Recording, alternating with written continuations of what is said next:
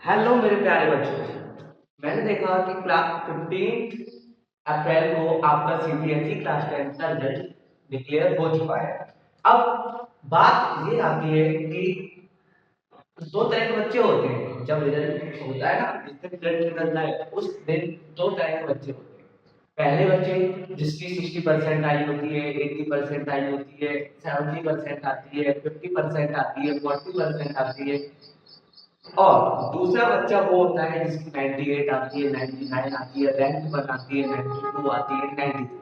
मैं उन दो पर है, मैं आज आपको वो चीज बताने वाला हूँ एक कहानी से। ठीक है, वीडियो को अच्छी तरह सुनना, उस कहानी को आपको समझना है क्योंकि ये कहानी रियल में लाइफ की जिंदगी की स्टोरी है जो मैंने सीखी है। ठीक है, और अगर कोई पेरेंट्स सुनना हो उसके लिए और अच्छी बात है कि वो अपने बच्चों के लिए कुछ कर सकता है। ठीक है, तो चलो कहानी को स्टार्ट करते हैं। क्या है, आज सीबीएसई क्लास 10 का रिजल्ट आया है। आज सीबीएसई क्लास 10 का रिजल्ट आया है।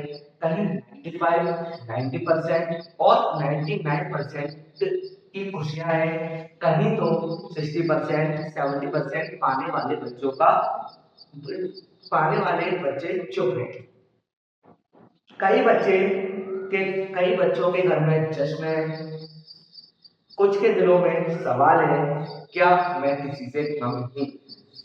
अब बच्चे के नंबर कम आते हैं तो बच्चे सोचता है कि क्या मैं किसी से कम हूँ, क्या मैं उससे कम कैसे रह गया, तो क्या मैं किसी से कम हूँ?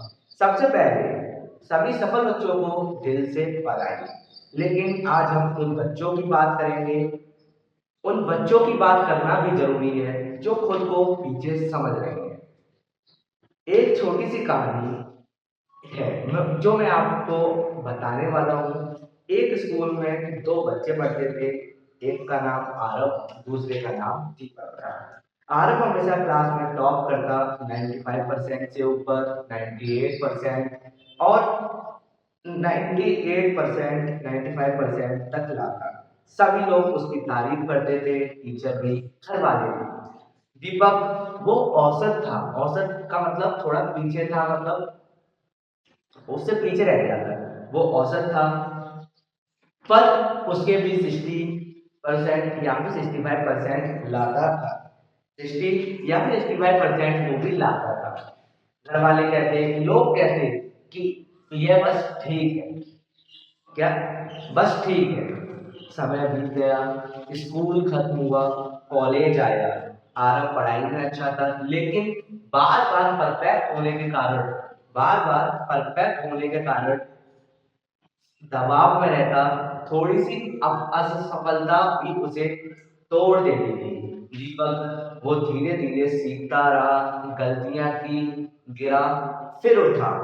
उसने धैर्य भी सीखा, मेहनत सीखी और सबसे जरूरी, हार के बाद उठना भी सीखा।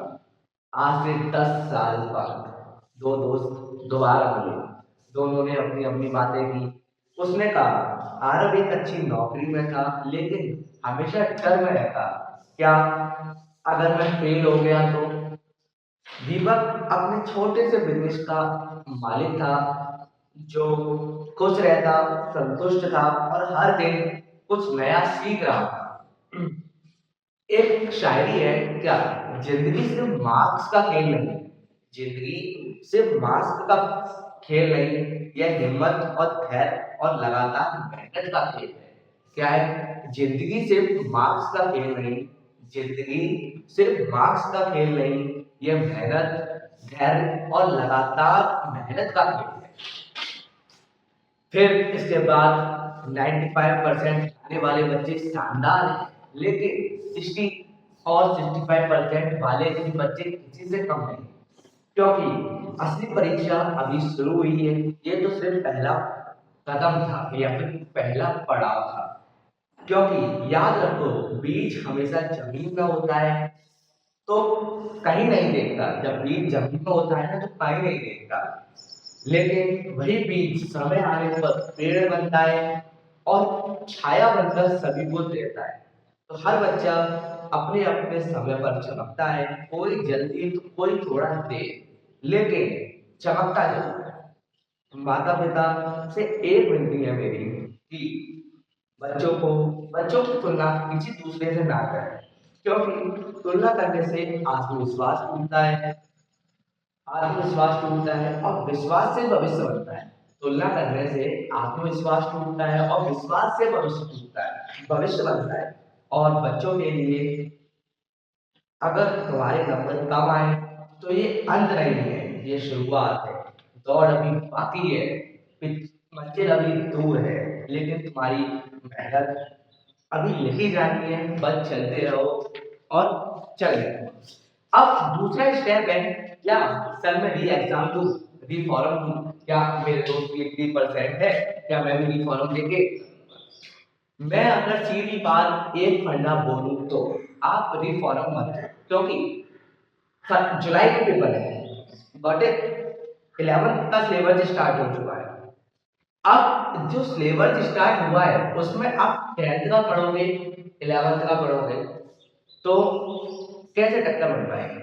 आपको एक साल बाद आईआईटी जेईई नीट क्रैक करनी है, तो नीट में आपको 2 साल कंसिस्टेंसी देनी पड़ेगी, क्योंकि जो 12th का पेपर होता है ना, 12th का बोर्ड जो होता है और नीट का जो पेपर होता है वही मायने रखता है। उसी के बेसिस पे आपको आगे चल के कोई चीजें मिलती हैं। तो मैं अगर मेरी बात मानो, आप दोबारा रिफॉर्म मत दो, क्योंकि इससे आपका टाइम बर्बाद होगा और इस 10th का परसेंट से कुछ जिंदगी में कोई घंटा फर्क नहीं पड़ता। 10 की परसेंट से कुछ फर्क नहीं पड़ता, सिर्फ कहने के लिए कि हाँ मेरी 10 में 90% आई थी, मेरी कहने के लिए 87% आई थी, और घंटा कोई फर्क नहीं पड़ता। तो मेरी बस आपसे यही गुजारिश है कि आप दोबारा ये फॉर्म दे रहे हो तो आप इतने कैपेबल हो कि आप क्लास 10th का सिलेबस भी कर पाओगे और क्लास 11th का। जो बच्चा पूरी साल 10th का सिलेबस नहीं कर पाया, क्या वो 2 महीने में कर पाएगा? दूसरे, अभी आप 11th, अब आप बताएं ना, 10th यहाँ है और 11th यहाँ। 10th की पूरी साइंस की बुक 11th का एक पहला चैप्टर है, ठीक है? तो उसमें आपको देखना है कि आप कवर कर पाओगे साथ ही साथ, क्योंकि अगर आप बाई चांस 10th में पेपर करके तुम्हारा अच्छा कर भी लेते हो पर 11th में आप वीक रहे, क्योंकि अगर आपकी नींव ही कमजोर है, अगर आपकी नींव ही कमजोर है तो इमारत कैसे बनेगी? अगर आपकी नींव ही कमजोर है तो बिल्डिंग नहीं बन पाएगी। मेरी आपसे यही गुजारिश है, आप 11th में पढ़िए और जिंदगी को सफल बनाइए, क्योंकि 11th और 12th के 2 साल ऐसी साल होती है जो आपका भविष्य तय करती है। क्योंकि भविष्य आप खुद लिखते हो, कोई कागज का टुकड़ा नहीं। कागज का टुकड़ा तुम्हारा भविष्य तय नहीं कर सकता, आपका भविष्य आप खुद तय करते हो, खुद पर निर्भर होता है आपका भविष्य, ठीक है?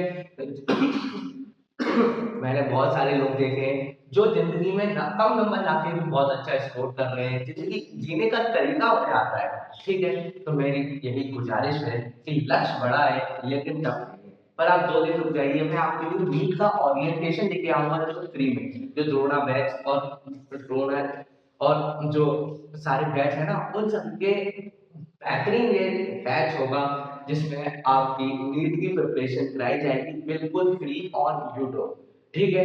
क्योंकि और सारे बड़े बड़े मैंने प्लेटफॉर्म देखे हैं कि वो अपने पैसे दे रहे हैं कि 4,000 रुपए लो, 4,000 में आपको बैच मिलेगा, और मैं आपको यूट्यूब पे फ्री में पढ़ाऊंगा। फ्री में एक एक टॉपिक की लेक्चर वाइज वीडियो होगी, पीपीटीज होगी, सारी चीजें आपको वहाँ अवेलेबल होंगी, ठीक है? मिलते हैं नेक्स्ट वीडियो में। धन्यवाद। वीडियो अच्छी लगेगी तो लाइक करेंगे, सब्सक्राइब करेंगे,